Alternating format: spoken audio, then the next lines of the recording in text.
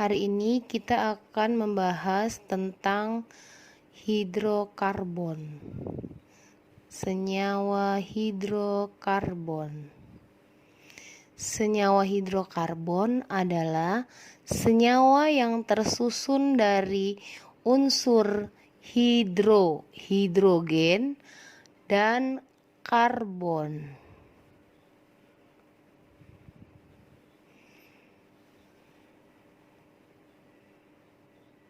Jadi, penyusun senyawa hidrokarbon adalah CX dan HY.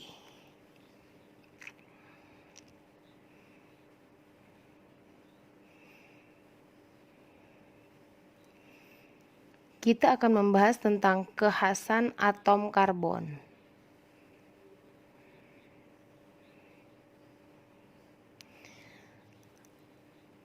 Atom karbon atau atom C itu memiliki nomor atom 6 yang bila dikonfigurasikan menjadi 2, 4.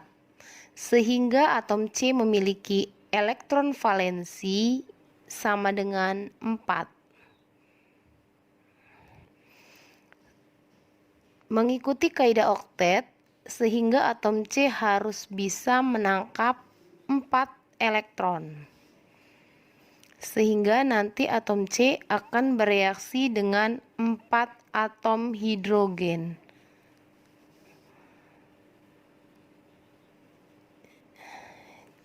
Atom C akan berikatan dengan 4 ikatan dari atom lainnya.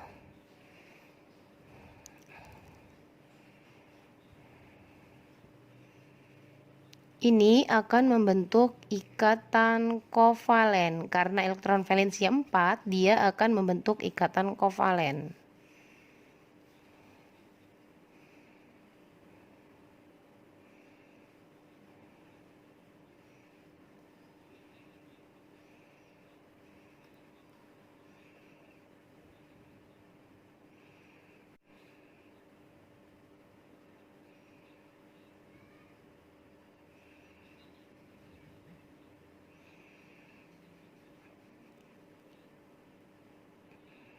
Jumlah ikatan pada senyawa karbon ini, yang pertama, ikatan tunggal. Contohnya seperti berikut ini. Maksud dari ikatan tunggal yaitu satu atom C ini akan mengikat satu atom C lainnya. Karena C itu mengikat 4 atom, sudah berikatan dengan C di sebelah kanannya 1. Jadi C yang di sebelah kiri akan berikatan dengan 3 atom hidrogen di kiri, di bawah, dan di atas. Yang C di tengah itu sudah mengikat 2 atom C di kanan dan di kiri. Jadi sisanya kan 2, dia mengikat 4, sudah berikatan 2, jadi tinggal berikatan atom C yang di atas dan atom C yang di bawah. Atom C yang di sebelah kanan itu telah mengikat satu ikatan karbon dengan C yang di sebelah kiri, jadi kurang 3 dengan atom H. H di sebelah atas, H di bawah, dan H di sebelah kanan. Yang kedua, ikatan rangkap 2. Ikatan rangkap 2 ini bisa terjadi pada satu ikatan atau 2 ikatan. Contohnya seperti berikut ini.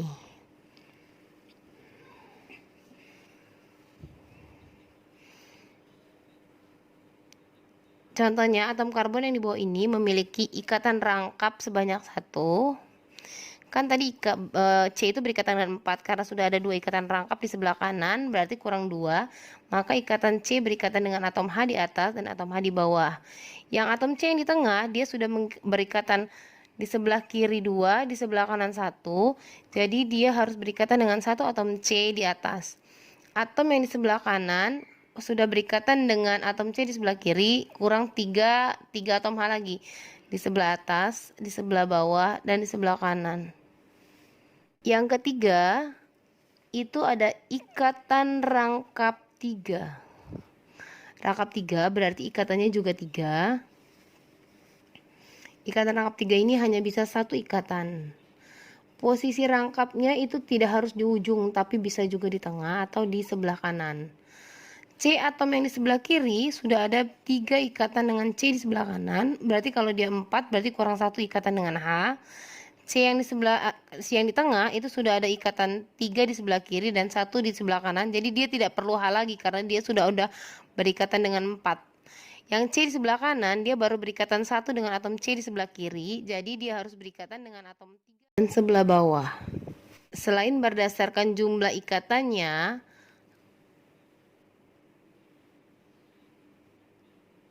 atom C karbon memiliki bentuk rantai yang berbeda-beda.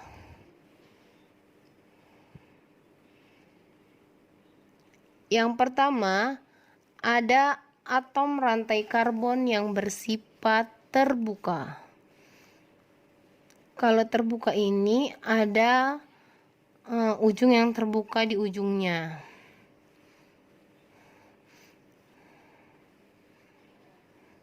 Ujung kiri dengan ujung kanan itu tidak menyambung, jadi itu disebut dengan rantai terbuka. Yang di sebelah kanan baru berikatan 1 berarti CH3, yang di tengah CH2, yang di tengah lagi CH2, yang di sebelah kanan di sebelah kiri CH3.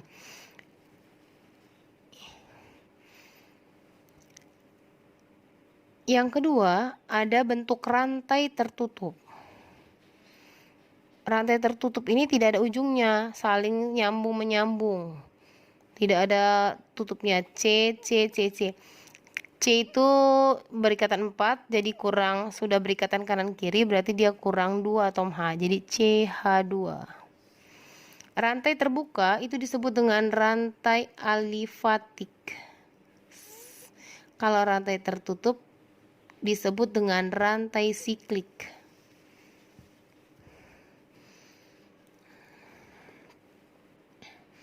Yang ketiga, kekhasan atom karbon menyebabkan juga adanya perbedaan kedudukan atom karbon berdasarkan kedudukannya. Dibedakan lagi menjadi 4 macam.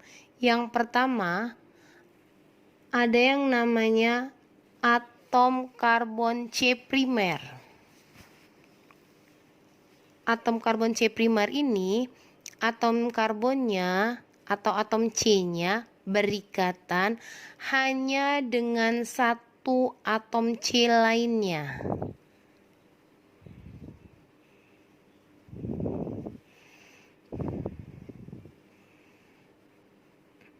Yang kedua, sekunder.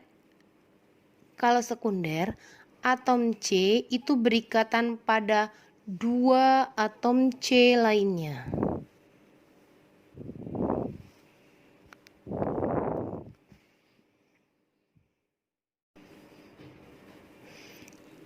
Kalau yang ketiga itu tersier, berarti atom C berikatan pada 3 atom C lainnya.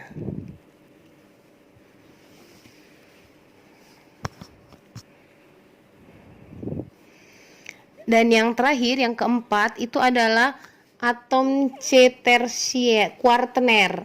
Atom C kuartener. Kalau atom C kuartener itu atom C yang mengikat 4 atom C lainnya.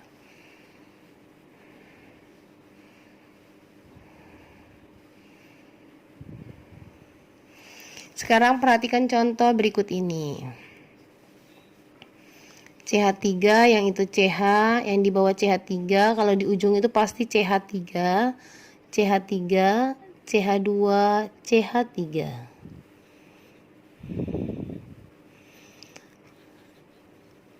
Atom C primer itu hanya menempel pada satu atom C lainnya, biasanya letaknya itu hanya di ujung-ujungnya.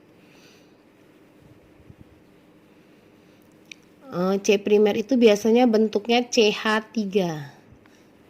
CH3. C itu kan hanya menempel pada C yang di sebelah kanan. Maka kalau itu disebut C primer. Nah, yang di ujung-ujung itu CH3, CH3 yang di atas itu juga disebut atom C primer. CH3 yang di bawah, dua-duanya itu ada di bawah, itu juga disebut dengan atom C primer. Yang di sebelah kanan juga di ujung disebut dengan atom C primer.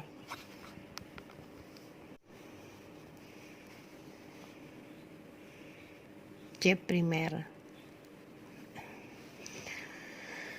Yang kedua, atom C sekunder itu biasanya bentuknya itu CH2. CH2 itu atom C yang mengikat dua atom C lainnya. Mengikatnya biasanya di kanan atau di bawah, atau di kiri atau di kanan. CH2. CH2 itu hanya terlihat pada atom C yang nomor 2. Itu hanya atom C sekunder. Sekunder berarti yang C nomor 2 tersier, yaitu atom C tersier itu bentuknya CH. CH itu berarti hanya ada di atom C nomor 4. Nah, yang terakhir kuartener itu yang mengikat 4 atom C ada di tengah-tengah. Jadi dia mengikat atom C yang di sebelah kanan, sebelah kiri, dan sebelah bawah.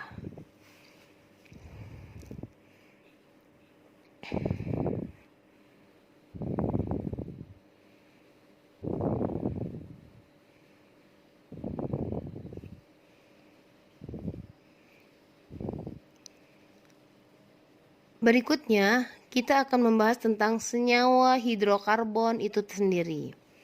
Senyawa hidrokarbon, seperti dibilang tadi, itu terdiri atas senyawa hidrogen dan karbon. Hidrogen itu dilambangkan dengan H, karbon dilambangkan dengan C.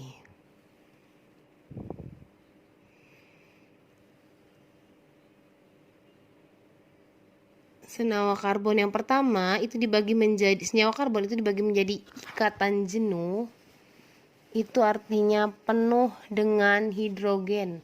Maksudnya penuh berarti hidrogennya banyak. Yang kedua, ikatan tak jenuh. Tak jenuh itu berarti hidrogennya tidak penuh. Atom H-nya berarti sedikit atom H ya.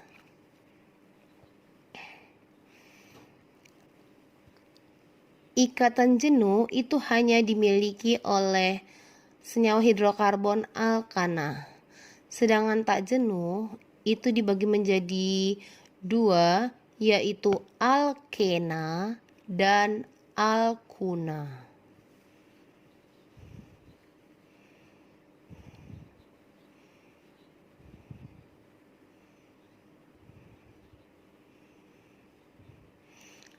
Alkana itu memiliki ikatan tunggal, sedangkan alkena memiliki ikatan rangkap 2, dan alkuna memiliki ikatan rangkap 3.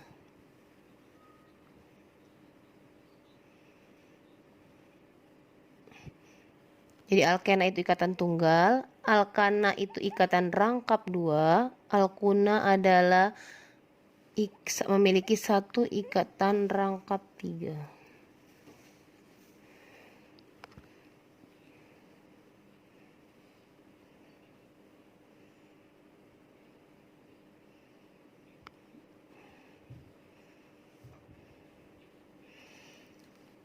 Perhatikan contoh berikut ini. Misalkan contohnya kalau alkana itu C2H6. C-nya 2, H-nya berarti 6. Di atas, di kanan, di bawah. C-nya kita letakkan begitu. C-nya itu ada 2 kan, H-nya ada 6. Ikatannya ikatan tunggal dia. Kalau alkena misalkan C2H4,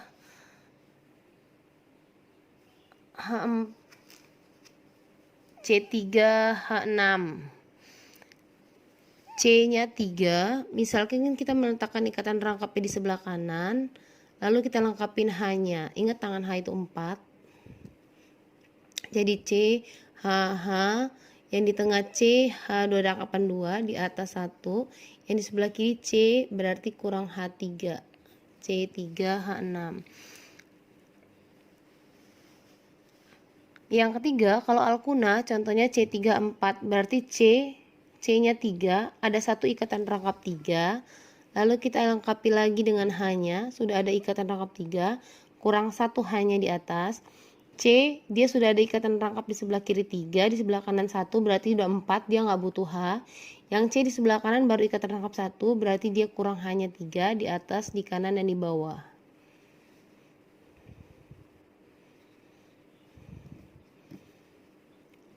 Bagaimana cara kita menentukan rumus molekul dari alkana, alkena, dan alkuna? Itu dilihat dari rumus molekul umumnya. Kalau rumus umum dari alkena itu CnH2n plus 2. Kalau alkena itu CnH2n. Kalau alkuna itu adalah CnH2n min 2. Alkana itu memiliki rumus umum molekulnya CnH2n plus 2n. Jadi misalnya kita masukkan ke C5. C-nya 5 berarti 2 dikali 5 ditambah 2. Berarti kalau C5 hanya 12. C-nya 5 berarti hanya ada 12. Kalau C-nya 8, 2 kali 8 ditambah 2 berarti 16 tambah 2 18, berarti C8 hanya itu 18. Berarti rumus umum molekul alkana itu adalah CnH2n plus 2. Untuk alkena itu memiliki rumus molekul CnH2n. CnH2n berarti kalau C4 hanya tinggal 2 kali 4 berarti 8, C4H8. Kalau C6 2 kali 6 berarti 12, berarti kalau C-nya 6 hanya 12, berarti alkena itu memiliki rumus umumnya CnH2n.